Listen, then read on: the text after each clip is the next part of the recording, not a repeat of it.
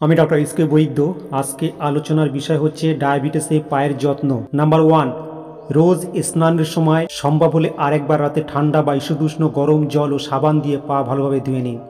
Number 2, গামছা বা তোয়ালে দিয়ে মুছে নিন পা যেন একটুও ভেজা না থাকে, বিশেষ করে আঙুলের ফাঁকগুলো। নাম্বার 3, নিয়মিত নেল কাটার দিয়ে নখের বাড়তি অংশ সমানভাবে ও সাবধানে কেটে ফেলুন। ব্লেড ব্যবহার করবেন না। নখ কাটতে গিয়ে পায়ের আঙুল যেন কেটে না যায় সেদিকে লক্ষ্য রাখুন। নাম্বার 4, মোজা রোজ পাল্টাবেন। পা বেশি ঘামলে দুবেলা পাল্টাবেন। মোজা যেন পরিষ্কার ও কাঁচা হয়। মোজার মাপ যেন ঠিকঠাক হয়। মোজার ইলাস্টিক যেন পায়ে বেশি চেপে না বসে। গ্রীষ্মে সুতির মোজা পরুন, শীতে পশমের। একটানা খুব বেশিক্ষণ মোজা পরে থাকবেন না। নাম্বার 5, সবসময় চপ্পল বা জুতো পরে হাঁটুন। খালি পায়ে ভুলেও হাঁটবেন না। আপনার জুতো বা চপ্পল যেন আপনার পায়ের পক্ষে সঠিক মাপের হয়।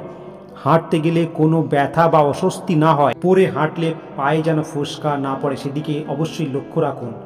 নাম্বার 6, পায়ে কোনো ক্ষত, কাটা, ঘা, নখের আশেপাশে নখখনি, বাড়তি মাংস, রস কাটা, নখে যন্ত্রণা, ফোস্কা পড়া, কড়া ওয়াট এইসব লক্ষ্য করলে চিকিৎসকের পরামর্শ নিয়ে পুরো মাত্রায় চিকিৎসা করান, দেরি করবেন না।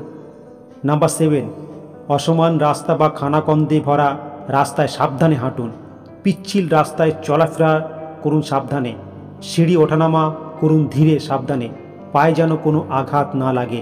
নাম্বার 8, জুতো পরে চলতে অস্বস্তি হলে জুতো খুলে কোনো পেরেক, পাথর বা অন্য কিছু আছে কিনা অবশ্যই দেখে নিন।